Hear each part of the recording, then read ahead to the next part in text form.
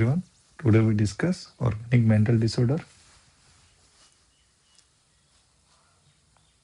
First one, delirium.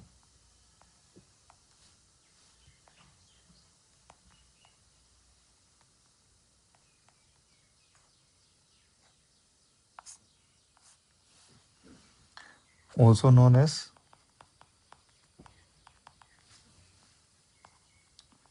acute brain failure,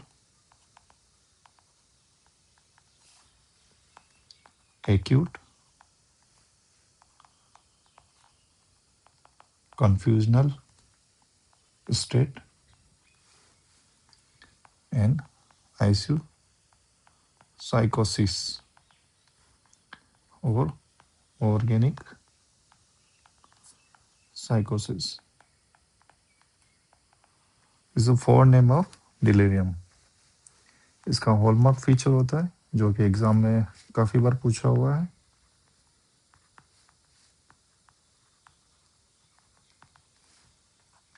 Altered sensorium. What is the meaning of altered sensorium?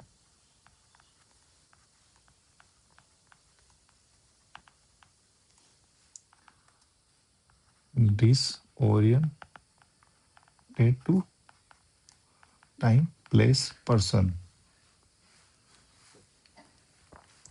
Also known as fluctuating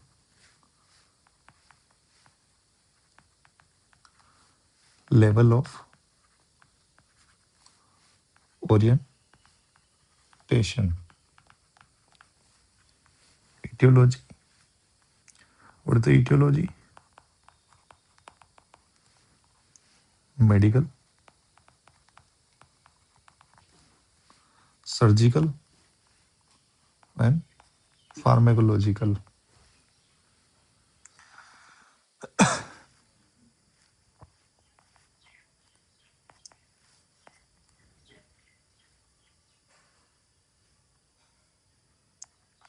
Infection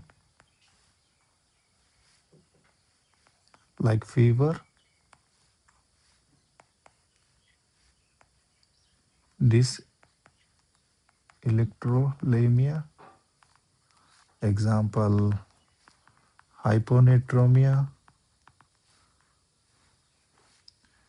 and metabolic reason.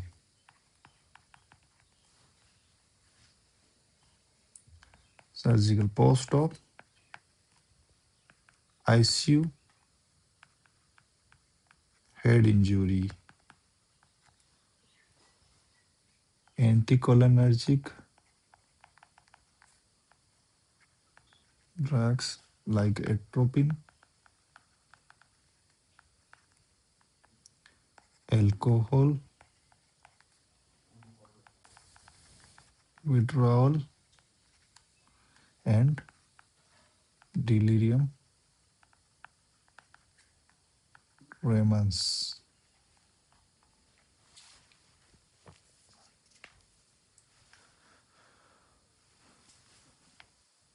We can see three etiology.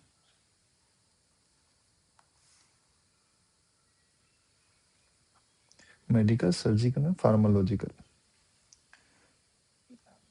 What is the sign and symptom? Poor attention and concentration.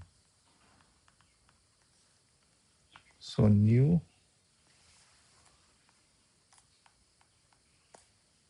learning is affected, but remote memory is normal. Person कोई भी new things को याद नहीं रख पाएगा, but पुरानी चीजों को वो रिकॉल करता है, उसको याद रहता है, उसकी मेमोरी इंटेक्ट रहती है. Altered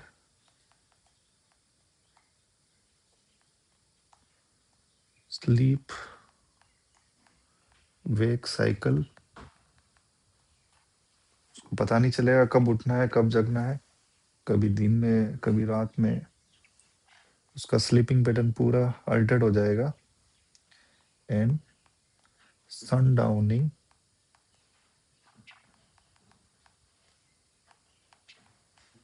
phenomenon very important. जैसे इवनिंग होगी उसके सिम्टम वर्स हो जाएंगे। ऑटोनोमिक हाइपर एक्टिविटी,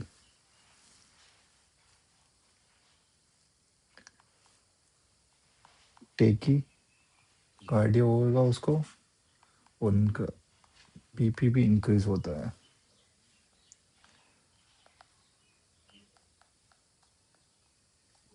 फोसिलेशन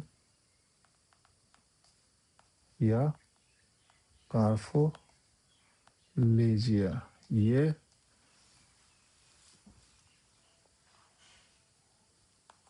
लकिंग करेगा बेडशीट में, लकिंग बेडशीट, बेडशीट को खींचेगा वो बेड पर। Psychomotor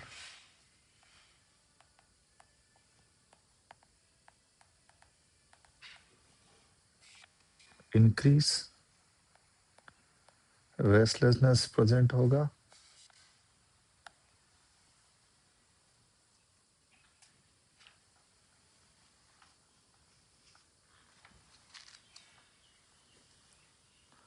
other psychotic symptoms,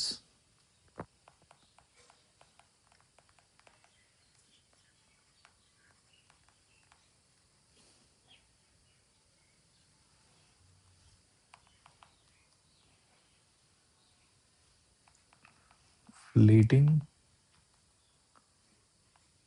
also known as not fixed,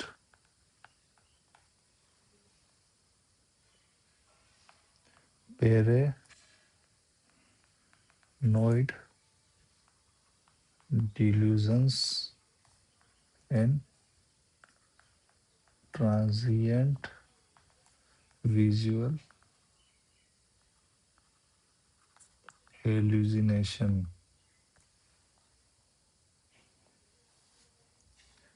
emotional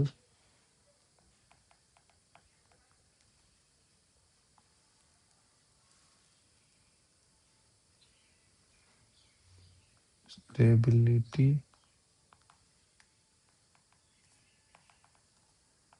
fluctuating,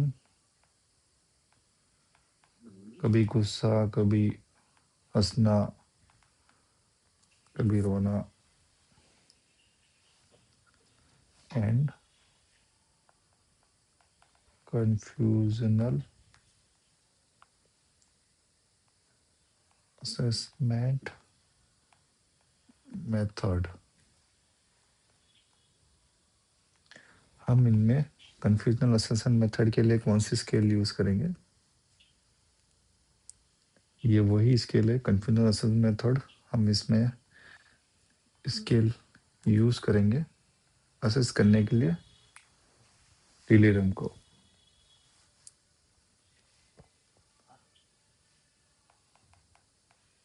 neuro transmitter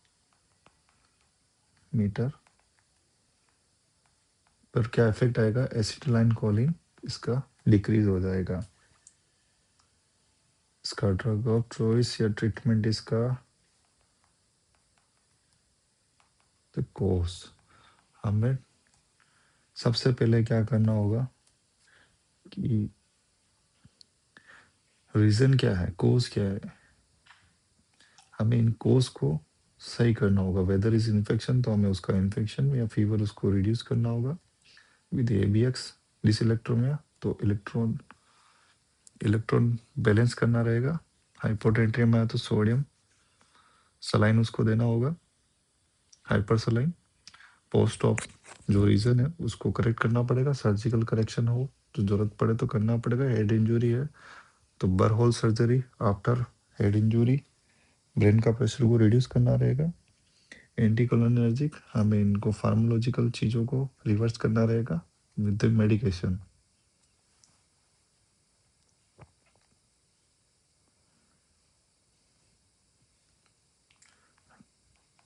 For agitation, drug of choice is haloperidol.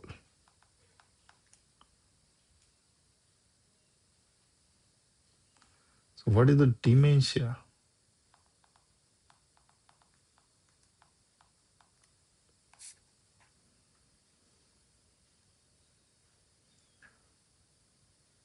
That is called global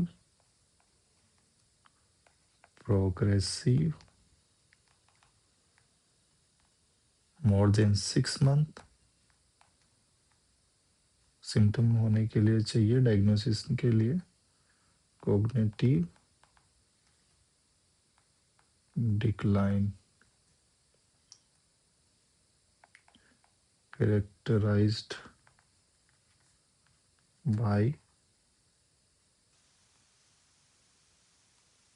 cognitive decline के लिए सबसे important होता है MMSC जो कि लेस देन 24 होगा तो डिमेंशिया डायग्नोसिस के लिए हेल्पफुल होता है।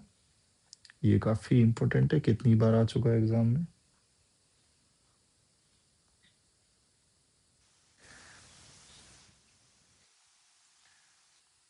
इसमें जो अमनेशिया देखने को मिलता है बट इसमें new learning plus remote memory दोनों इम्पेड हो जाते हैं। So that is clear sensorium. हमें डिलीरियम में अल्टर्ड सेंसोरियम देखने को मिलता है, उसमें न्यू लर्निंग ही अफेक्ट होती है, रिमोट मेमोरी इंटेक्ट रहती है। बट इसमें new learning with remote memory दोनों ही इम्पेड हो जाती है। तो इसके करेक्टरिस्टिक पर अपन बात करेंगे, क्या क्या करेक्टरिस्टिक है डायग्नोसिस के लिए। 2 आउट ऑफ 4 सिम्टम होने चाहिए। First one apraxia, inability to perform motor tasks.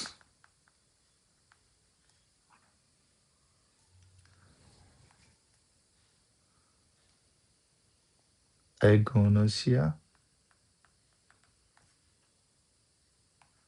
inability to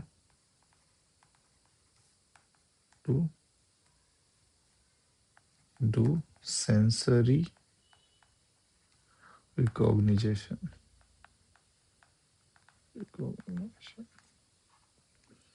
Third one, aphasia,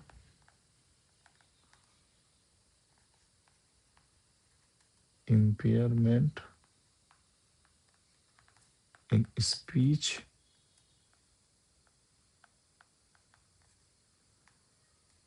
and language.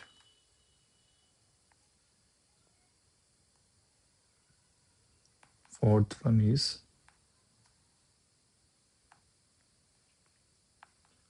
loss of executive functions. तो ये 3A है, इनको आपको याद रखना है। Problems in planning and organizing,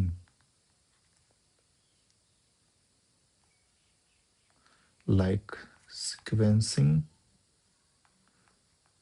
किसी भी चीज का सीक्वेंस याद नहीं रख पाएगा और मल्टीटास्किंग तो बहुत दूर की बात हो जाएगी।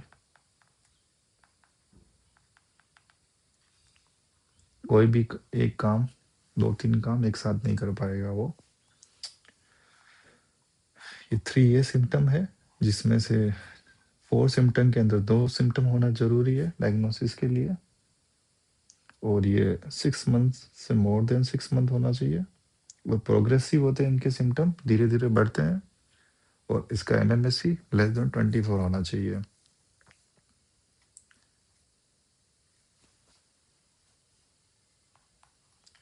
What is the behavioral symptoms? Psychosis,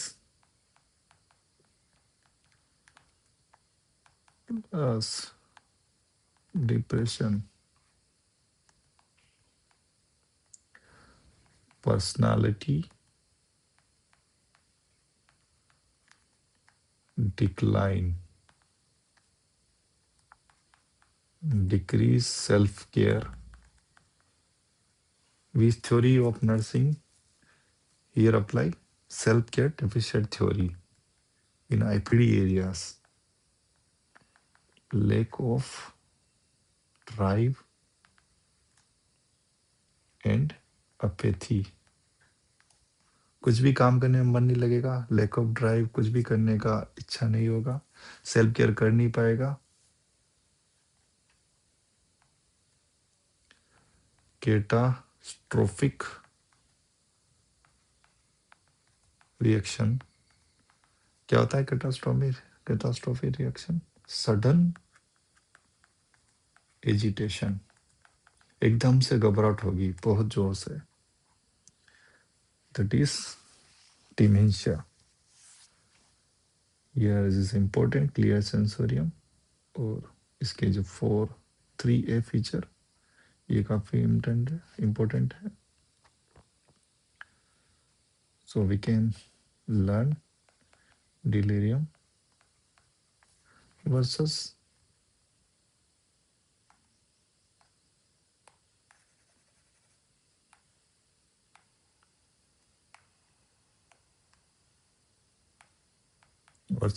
dementia.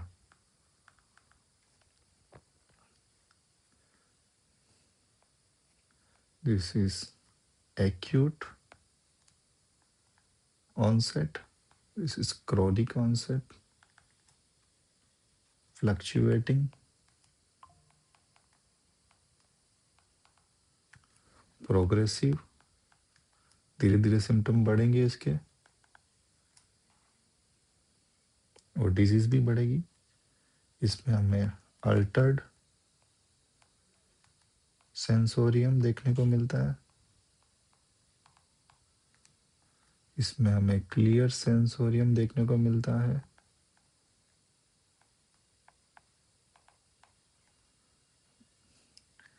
यही सबसे बेस्ट डिफरेंशिएट डायग्नोसिस होता है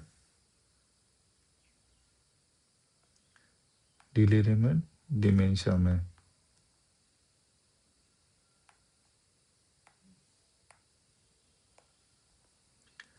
बेस्ट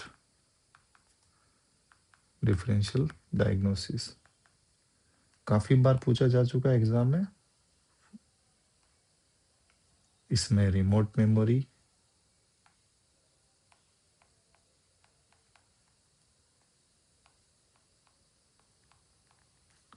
नॉर्मल होती है, इसमें लॉस्ट हो जाती है।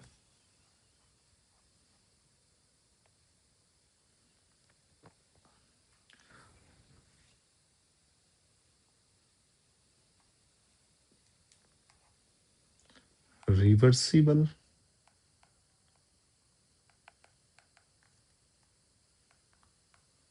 कॉज ऑफ डिमेंशिया 15% चांस होते हैं इसके।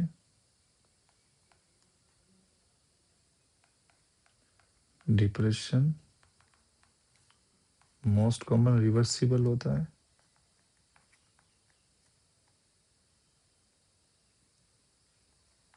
स्यूडो डिमेंशिया भी बोलते हैं। नॉर्मल प्रेशर हाइड्रोसिफेलस भी एक रिवर्सिबल हो सकता है, उसके सिम्टम को रिवर्स किया जा सकता है, डिजीज को नॉर्मल किया जा सकता है। एंड हाइपोथायरॉयडिज्म, इसको भी ट्रीट करके रिवर्स किया जा सकता है। विटामिन B12 डिफिशियंसी को भी रिवर्स किया जा सकता है। Okay, there is a difference between delirium, dementia and very important in Northside examination.